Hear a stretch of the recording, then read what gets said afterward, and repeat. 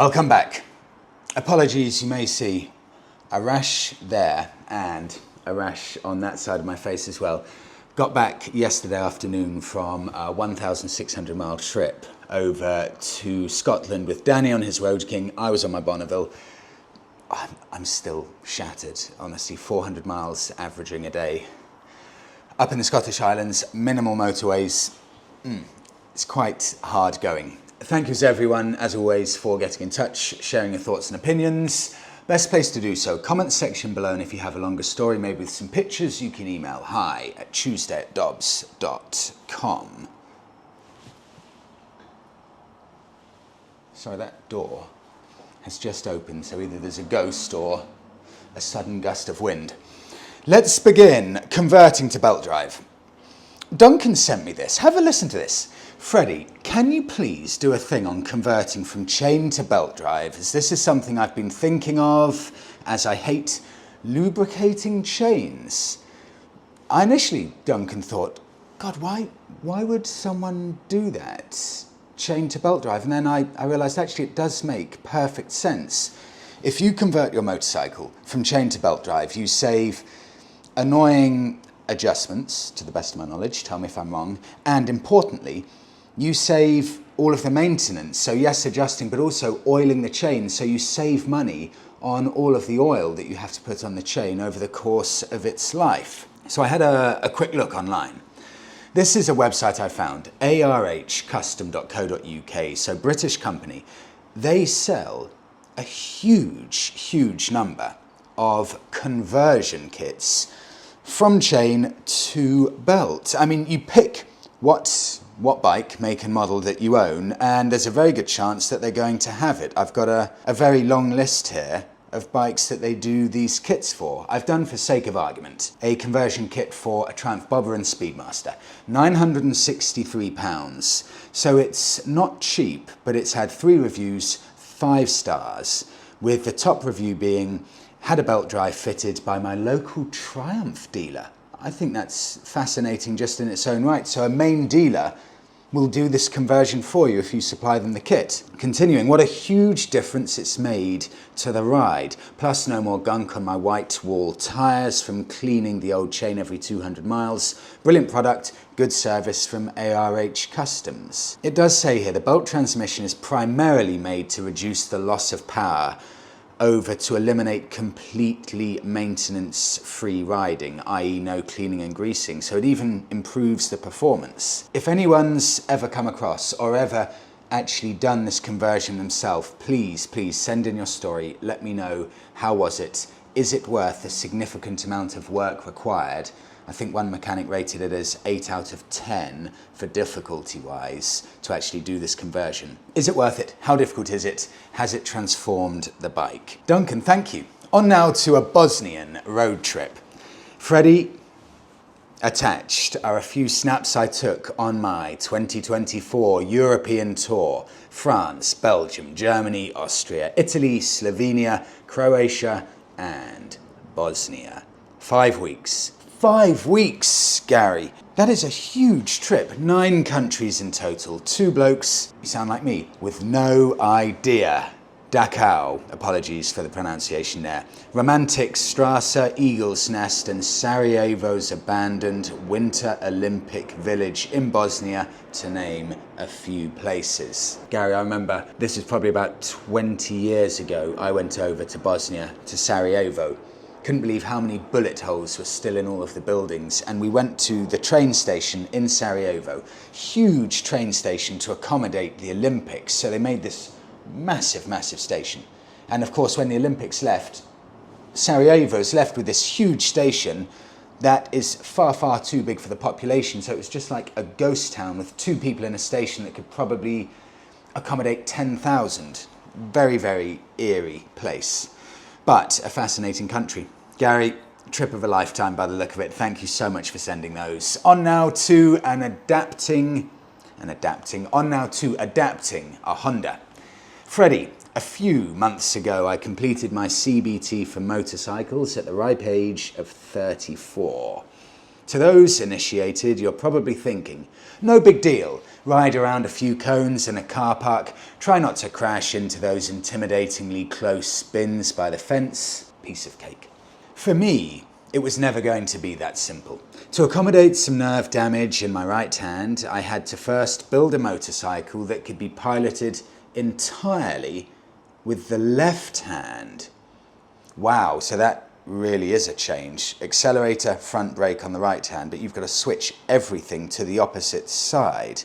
Continuing, so enter the Honda Cub C90, of course, all the pictures here. The Super Cub with extra deluxe, but what makes it deluxe? A sticker and a can-do attitude. My 1987 Japanese import has a plucky 90cc engine and 3-speed semi-automatic gearbox. With enough positive thinking, it can reach 50 miles an hour, which isn't too shabby. After 4.5 months of lunch breaks and weekends spent tinkering away, I am no engineer. It was finally ready to take my CBT. That's the initial test so you can ride a 125cc scooter. I wouldn't say everything went entirely to plan though. Electrical issues would have me on the sidelines by lunchtime with a battery that was failing to charge and indicators refusing to indicate. It was time to pack the Cub. Oh, it's painful. In the van and head home. A few weeks, approximately 782 cups of coffee and several stupid questions later. It was fixed. Again. The rest, as they say, is history. I'm only just getting started on my two-wheeled adventures, and I'm pleased to report it was worth the wait. I'm just about to start. This is brilliant, you don't mess about. Just about to start converting a 1977 Honda CB750A Honda Matic in preparation for my big test, which, of course, will also be with your left hand. And I cannot wait. Callum, that is an inspirational story. It shows if you've got a will, there is a way. Welcome to biking. On now to an equally inspiring story. A dream solo Canadian trip. Pictures again included. Hi Freddie, early in May of 2024, I found a really nice 2014 Suzuki Gladius SFV 650 for sale in my location, which is Canada. I had always liked these bikes, but only ever liked the blue and white and never cared for the other colours. So I bought it from the original owner and it only had 12,000 kilometres on it. It turned out to be a really nice bike, very comfortable with great handling. So I went ahead and did all the necessary services as I work on my own bikes. Now on to the dream trip and why I further think the Gladius is a great bike. I dreamed for some 20 years to travel to British Columbia and Vancouver Island by motorcycle, but never had the courage, opportunity and time from work. Over the years, as I learned to do all my own bike maintenance, from working as a parts person at a motorcycle shop, I felt more confident of travelling by myself for longer and longer trips. Finally, I said, this will be the year. I'm not getting any younger, so I better do it now. So I planned my end destination to be Tofino, British Columbia, and then back. I took 2 weeks and put 4,000 kilometres on the Gladius without any problems of any sort. All through the trip, rain or shine, the Suzuki was thoroughly enjoyable and flawless. It gets excellent gas mileage as well. I spent a couple of long days of 8 to 10 hours on the road, and it was fine. It just goes to show you really can do any trip on any bike. Any bike can be an adventure bike. Continuing, finally, I accomplished my dream, and I went alone. What an amazing time, and now after just over 3 months and having put 8,000 kilometres on the Gladius, I would highly recommend this bike to all new and experienced riders. It's just too bad they discontinued the model. In my 35 years of riding, I'm so happy to have finally taken this dream trip by myself, and now I cannot wait to plan another long trip for 2025. Jennifer, Alberta, Canada. Jennifer, The Gladius was this close to being bike of the week, but there was one other bike that just pipped it. I remember when these Gladiuses came out in 2009. This was right when I was learning to ride. So every single bike magazine I was buying at the time, they were featuring the Gladiuses. And they were well received by the journalists of the time. They always got good, solid feedback, good reviews, without setting the world alight. They were solid bikes. Interesting story behind it. The original, or the Gladius, was originally planned to take over from the Suzuki SV650. The SV650, of course, the bike that seemingly just stays around Suzuki's lineup forever. It's always there. It's just the cash cow of a bike that always enough people just about want to buy it for Suzuki to justify keeping it in the lineup. So the Gladius came along 2009 to take over from the SV650, but the Gladius didn't capture the imagination of the public like Suzuki hoped it would. It just didn't quite click with the public as a reason to go out and buy that over the SV650. Take a listen to this from MCN. Aimed primarily at new riders, the Suzuki Gladius 650 replaced the SV650 in 2009, but it was then itself replaced by a newer SV650 in 2016. It's strangely weird. So the bike that the Gladius replaced ended up replacing the Gladius again. I think Suzuki just thought, look, to hell with it. The SV650 is a good solid seller. The Gladius didn't take off. Let's just get rid of the Gladius, carry on selling the SV650. It's probably a no-brainer. But what have we got? 202 kilos, 76 horsepower, based on the SV650 largely, well-received motorbike. And you can pick them up because they never built up a reputation as a bike for enthusiasts, and there are always other bikes that people would end up going for. What that means is you can really pick up a bargain, and I will try and demonstrate that now for you. Take a look at this. 2009 Suzuki Gladius for £1,700. This is a really good value bike, but even this at such a keenly priced amount. It's been reduced from £1,800 to £1,700. It's even got a full year's MOT, which is in the UK the annual check that motorbikes have to have. Good condition, never dropped, lovely straight looking bike. £1,700 and it's a 2009 model. That is a great opportunity for a bargain. Jennifer, thank you for that. What an amazing looking trip. On now, big, old, naked bikes in Jersey. This is from Eben. Freddie, I saw a Facebook ad that had me thinking of a conversation about older big bikes that you had on the podcast a while ago. I live in Jersey, Channel Islands, and it's quite a small island.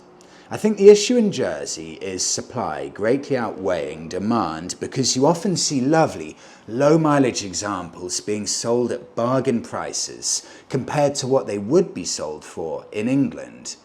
But they stay on sale here in Jersey for a while before they're bought. Facebook ad in question, pictured here, is attached in the screenshot below. It's a 1997 Yamaha XJR 1200 in good nick, 8,000 miles on the clock, going for £2,500, and it's been listed for 3 months.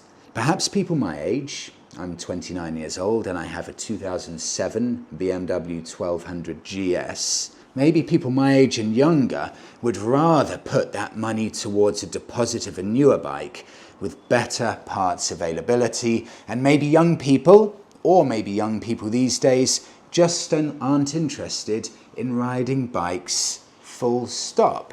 Eben, interesting you bring this up. This is all about bikes either being in vogue, being in demand or not, and genres of bikes. Example, sports bikes fell completely out of the interest of the biking public, and the prices have plummeted, and they've just been struggling for a huge amount of time. People don't buy sports bikes now. The same has happened with these huge naked bikes that at one time were the bikes to have, and now they've just completely fallen out of favour of the public. Coupled with that, the standard issues you have now with older bikes, especially old 1990s carb bikes. You've got the issues with E10 fuel, you've got the issues with parts availability, you've even got the issues of finding a mechanic who's happy to work on carburetted bikes. It seems that with these older bikes, unless it's something with a proper following, think classic Harley Davidson, some classic British bikes, unless you buy a bike like that where you're always going to have dedicated mechanics who specialise in that because they've got such a strong following, you find these bikes in almost no man's land, like the Yamaha XJR 1200, where they're not quite seen as the ultra desirables, and they're not seen as cheap to buy and maintain either. They've fallen into that weird area. I'm going to try and demonstrate a point here, because it is not just big, naked Japanese bikes that have been struggling. First of all, Eben, what I'm going to do, because I've been so intrigued by your message, I want to show you this. £2,500, Yamaha XJR 1200, Facebook Marketplace, excellent condition, 16,000 miles on the clock, £2,500 or nearest offer. Look, it's a really good looking bike, but you can just tell that the seller may even have to drop by another £1,000 to be able to sell this, especially when you look at, I know half the size engine, but a good solid workhorse in a Gladius, £1,700. Prices are compacting. I'll try and hit home this point with my old bike. Take a look at this. 2006 Triumph Speed Triple.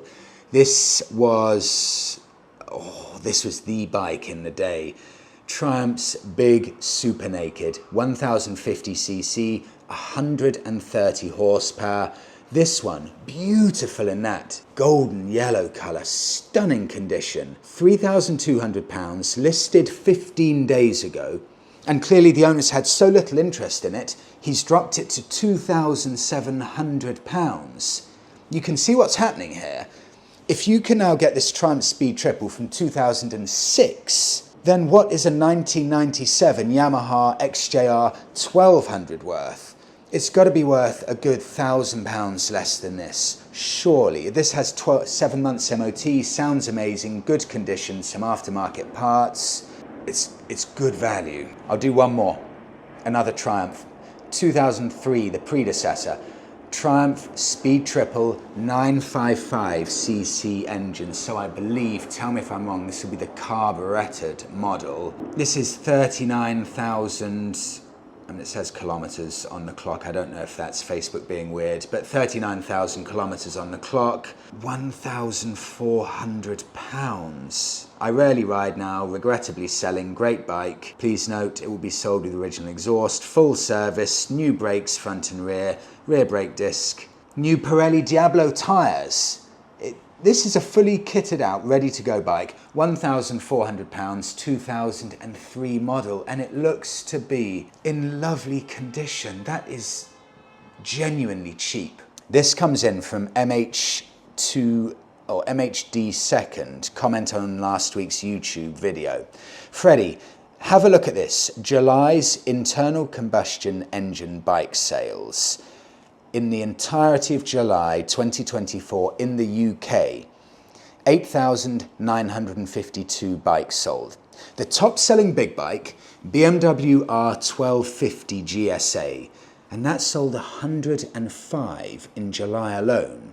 Total electric motorcycles sold 389. Top selling over 35 kilowatt bike was the Zero SRF, and they sold, for the top selling over 35 kilowatt electric bikes in the entirety of July, one. Just one. The top selling 11 to 35 kilowatt hour bike, Mahindra Trio, total sold one. Yes, one. Right. Because of your kind stats, I was able to find exactly where you got this source, so I really appreciate that. This comes in from MCIA. Take a look at this.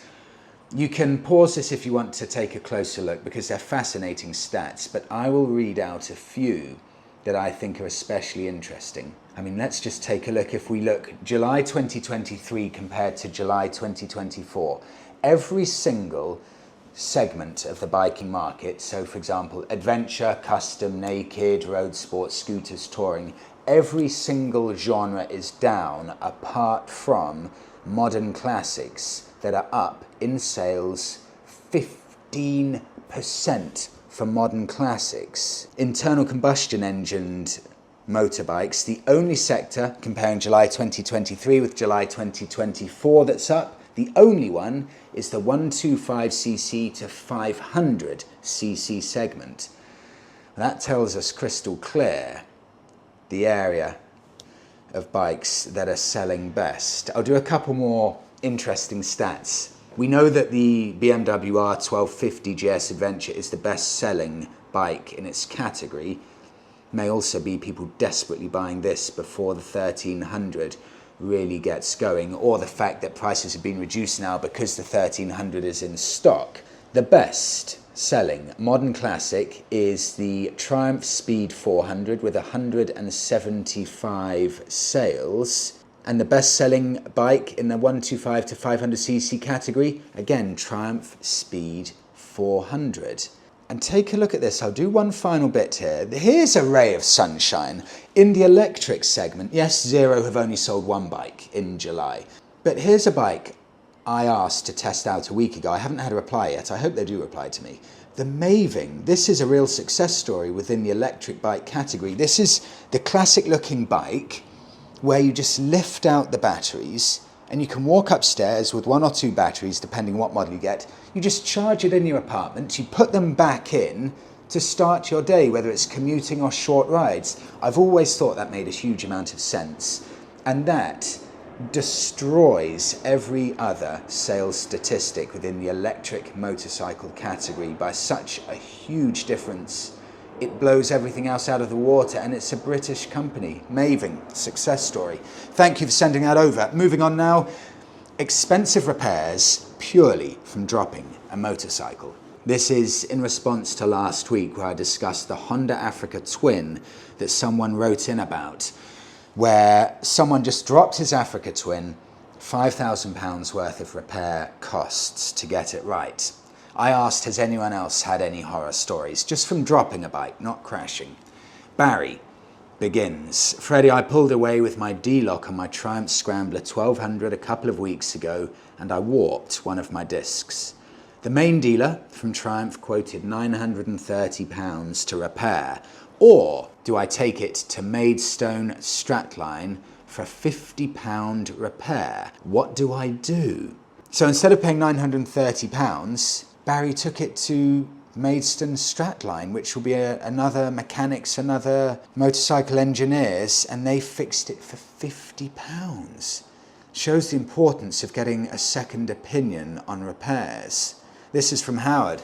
Freddie, on the cost of low speed drops, it's not the damage, but what it costs to bring it up to as new condition. This is the key. I had a low speed slide on my Triumph Trident 900 25 years ago. I rode it home after the drop, and the dealer quoted about £2,500 to put right. God, that is huge for 25 years ago, and it shows this stuff was going on even back then. £2,500 to put right, but that included replacing items with just the slightest scratch. When I said I wasn't claiming on insurance, however, the mechanic replaced the items from his second-hand parts store where he had previously replaced barely damaged items under insurance and simply kept them in boxes for future stuff like this that may occur.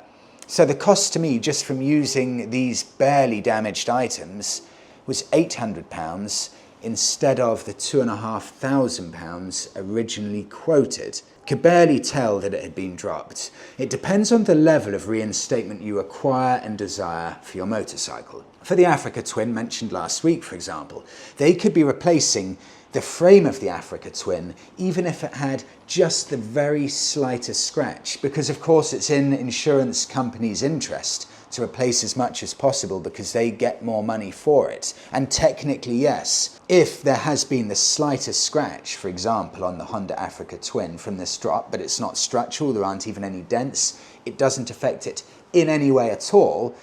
But technically, if the insurance company's job is to put the bike back to exactly as it was before the crash, well then great, we need to replace the frame, even though no one really has even asked for it. Howard, thank you. On now, Bike of the Week. I love the story behind this. This is from Edward. Freddie, at the start of last week's episode, you were talking about the Kawasaki KLR. The second photo that you shared shows the two army lads riding Honda XR 400s and not KLR.